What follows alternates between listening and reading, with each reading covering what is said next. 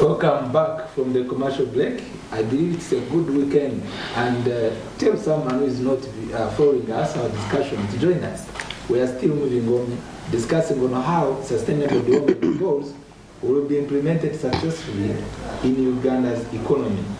And together with us, we have a technical advisor who is the head of SDG under the office of the Prime Minister's office. He gives us somewhere hope, and also he points out, as we've been going through the discussion, where maybe you've not yet done it best, he cannot be crucified for any of such, but yet I always call upon him to give us promise, maybe things will be better. Prof, I believe I'm right. Having said that, before we went for the commercial break, Madam Awol Ruth had tackled some areas of intending to promote equitable access to opportunities, especially for the gender, and empowering women and girls. But at times I ask myself how long this empowerment will continue. And we know that it is part of the policy. Politically, I ask myself the question which also my colleagues will be able to answer. Always, you have been empowered for the last 35 years under the NRM government. You are empowered via education, you are empowered politically, and somehow, somewhere, it is affecting the country, control of public expenditure, especially in political posts, where we talk about a female, the woman representative, and again they say a female can still compete with me, and at times he defeated us. I was in the East Africa Legislative Assembly election. 2 ladies defeated us in the independent side, and they were able to come out. So now, this empowerment, don't you think it should have a limit? No, it shouldn't. You can answer in 1 minute and then we'll come. All right, so when you ask me whether empowerment should have a limit, and it has been done for the past 35 years, we've never stopped producing. Every day, a new generation of adults and girls and young women is coming up, and they need this support. We are lucky that we have been in the government where we have been empowered as young women, and I will not agree with you where you say that it has costed the government in regards to finances. Time and again, our male counterparts have been, by even the mere virtue that they are men, enjoyed different rights. We were having a discussion with one of my colleagues yesterday, and we were saying that as I'm struggling to go through school, as I'm struggling to have 5 days of school, my school every month to attend to my periods, maybe 9 months after I have to have the maternity leave and all that, my male counterpart is still growing. So at the end of the day, when I have a chance to participate in these spaces, it shouldn't be looked at as a burden to the country. It actually should be looked at as an opportunity to support me as well, reach a level where my male counterpart is. We see to it that where we have achieved gender equality and where it has been working very well, we have seen progress. See, look at the situation that we are having in the current parliament, where we have representation of women at different levels. At least we are sure that representation of issues of women and girls will be given a priority. But again, we are not refuting the fact that men also need to be represented.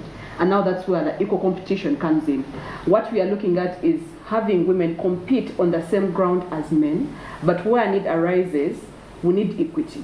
If I'm not in position to be at the same level as you are, can I get extra support to get to the level where you are? Let me come to you. Equity, I could refer to it because there is an injustice which I want to condemn. Not that I'm becoming a discussant. It should have supposed to be 50-50. 50% in your favor for female, 50% in the favor for men.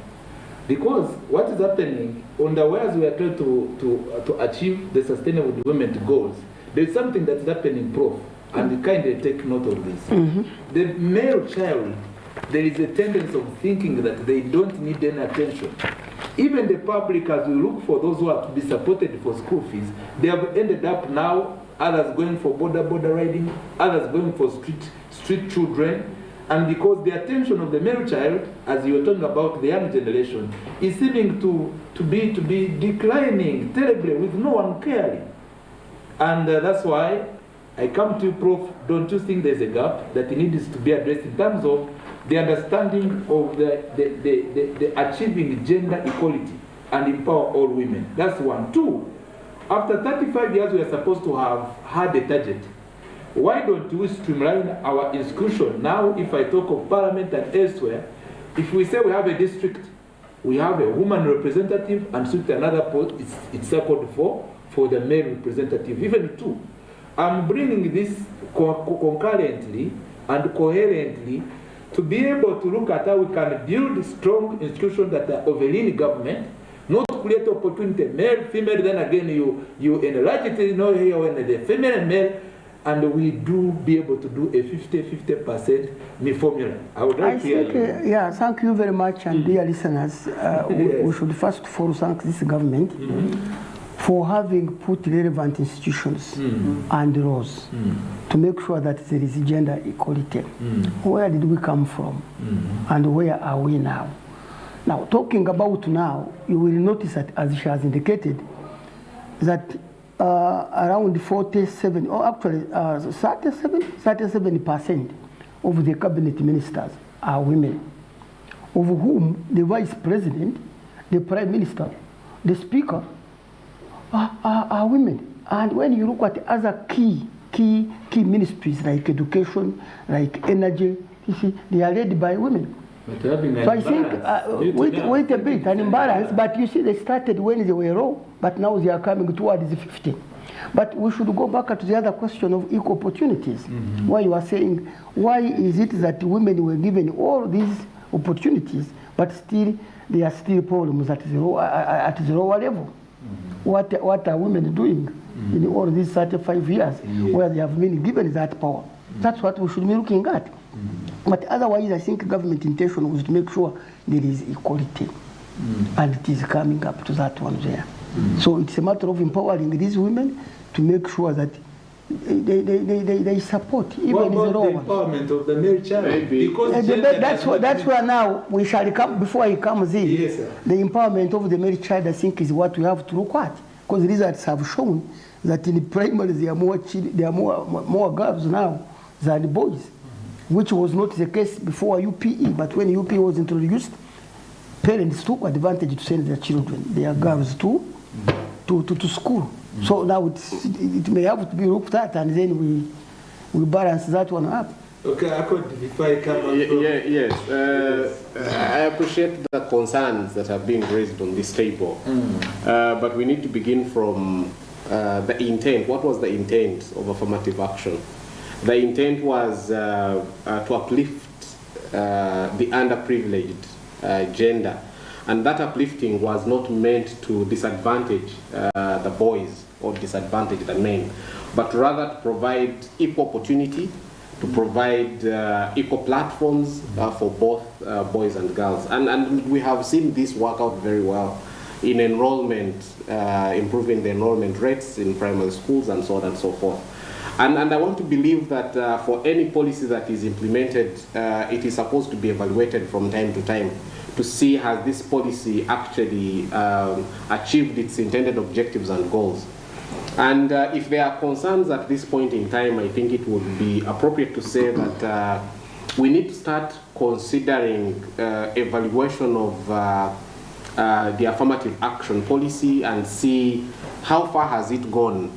Could there have been any pitfalls in the implementation of this policy? Could there have been any challenges? And if at all we see any unintended consequences, then we could be able to go back to the drawing board and say, how then do we address this? But that does not mean that affirmative action for women is not necessary. I still believe that it is important.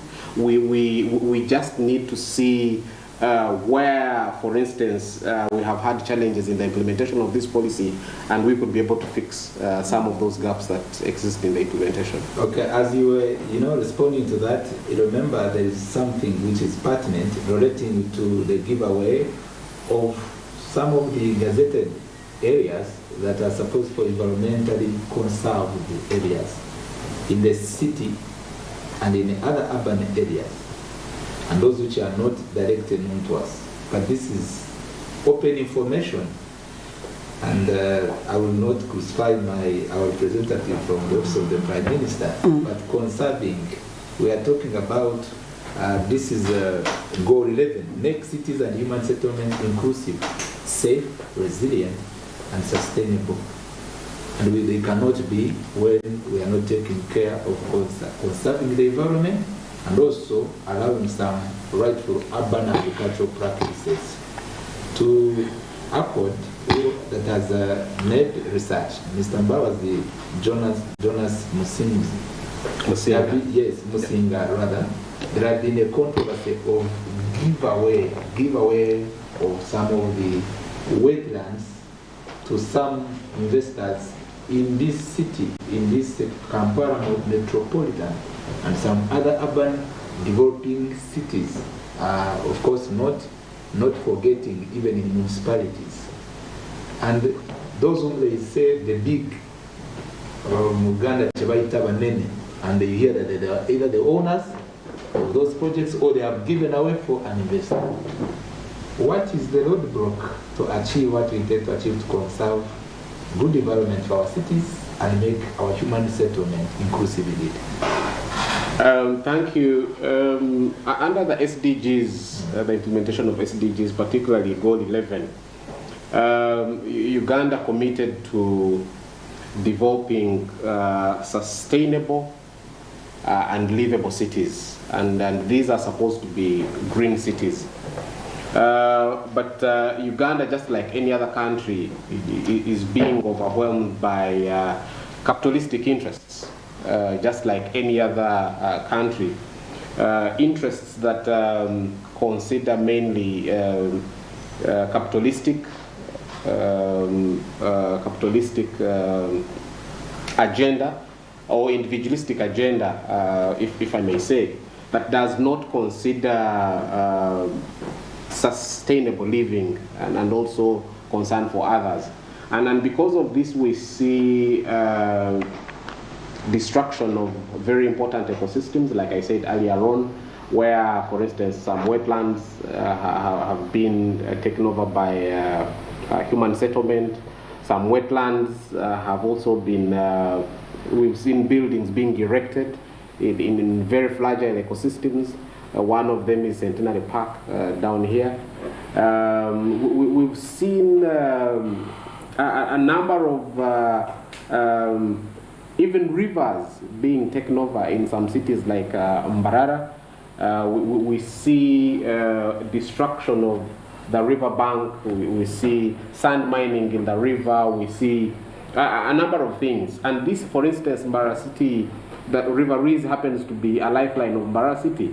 The factories like Coca-Cola, GBK rely on that river to be able to draw water and help in the processing of the different products in those factories. But the destruction that happens in some of those ecosystems is really worrying. And if as a country we are to make progress in as far as the achievement of Goal 16, having sustainable, livable cities, then we need to be able to ensure that those ecosystems are protected. And that can only happen if we are very conscious and intentional about having green cities, if we are intentional about controlling where the urban population lives.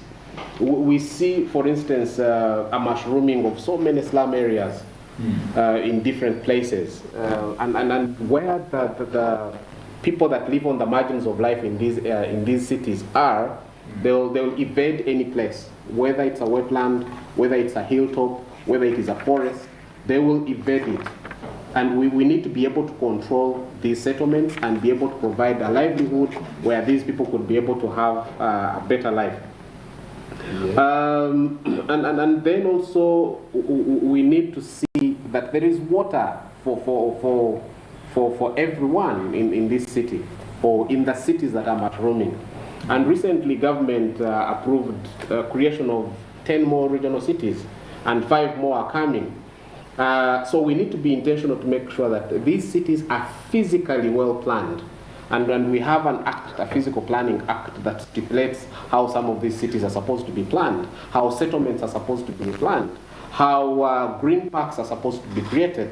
And we need to make sure that we can be able to have a strict adherence and enforcement of this law to ensure that we can be able to create green, sustainable, and livable cities that pay attention to the protection of very important and fragile ecosystems. Have you tried to raise more red flag? Because I was impressed when you showed the areas where you've raised up, red flag against these, unjust practices to our environment.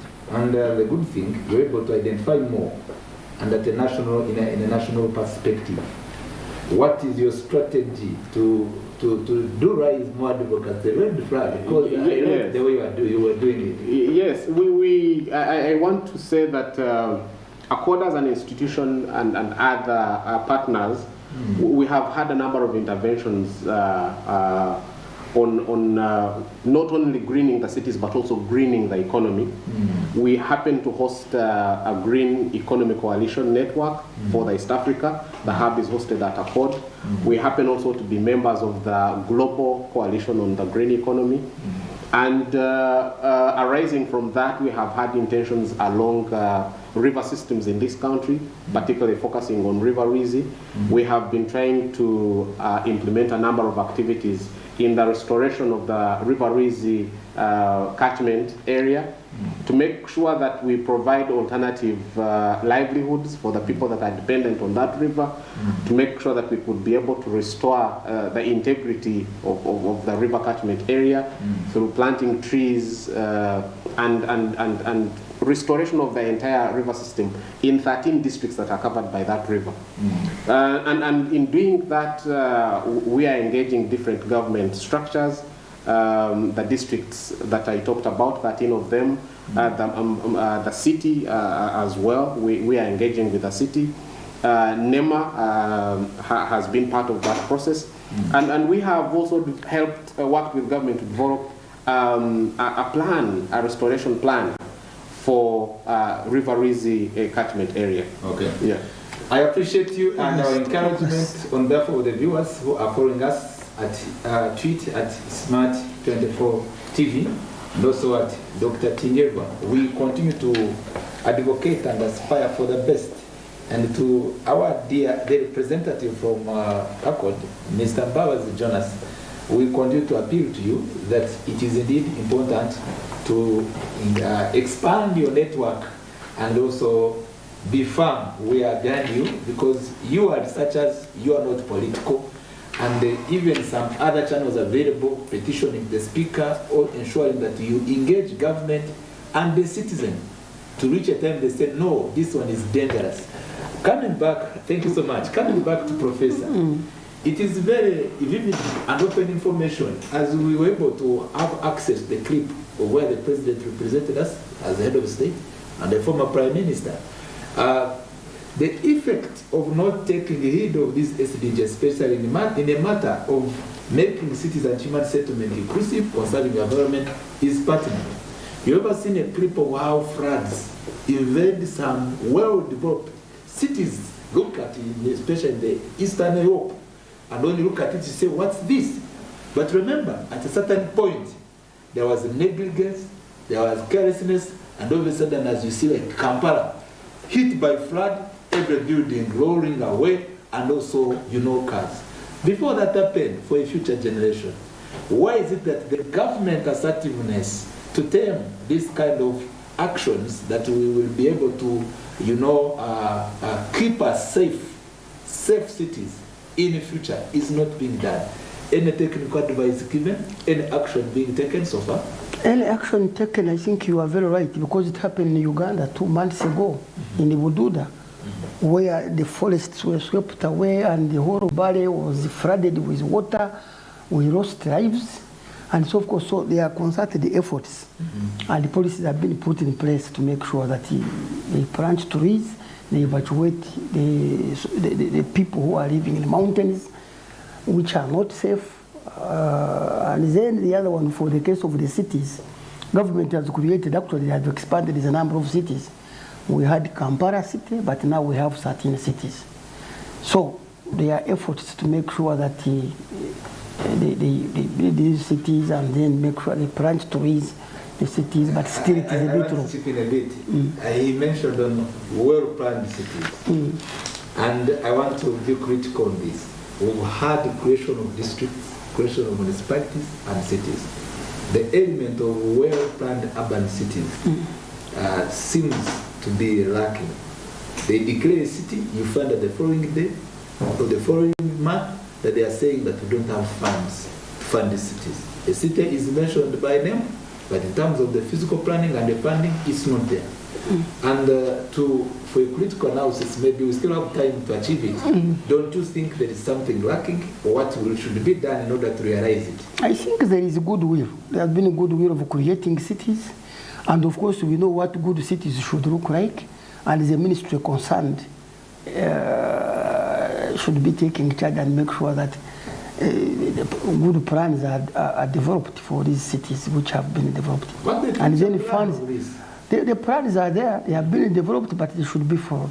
And once the economy grows, then they should be able to work on those cities. Otherwise, they can't say that, yes, what are we doing not to do that? There have been a good will to create the cities.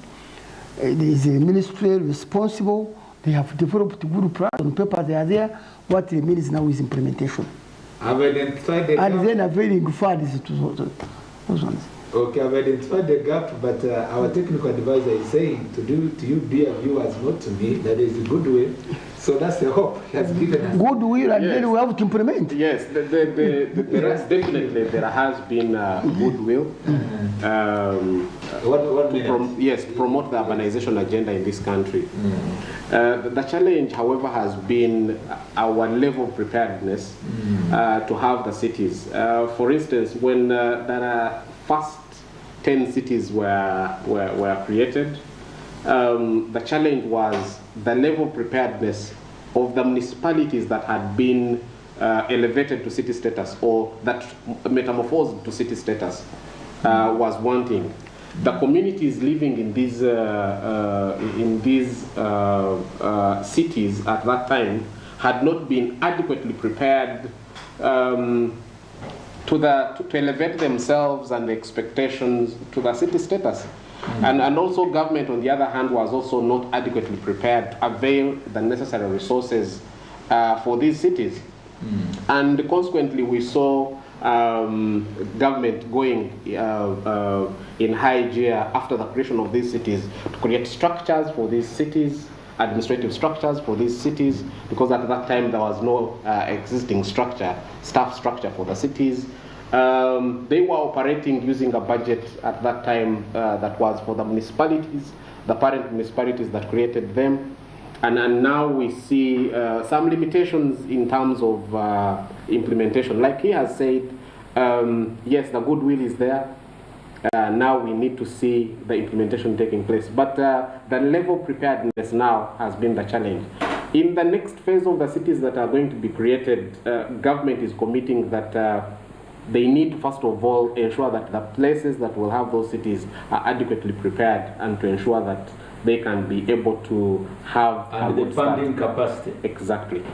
Coming back to you, Prof, I posed a question on the need for a legal framework to achieve this goal number 11, make cities and human settlement inclusive.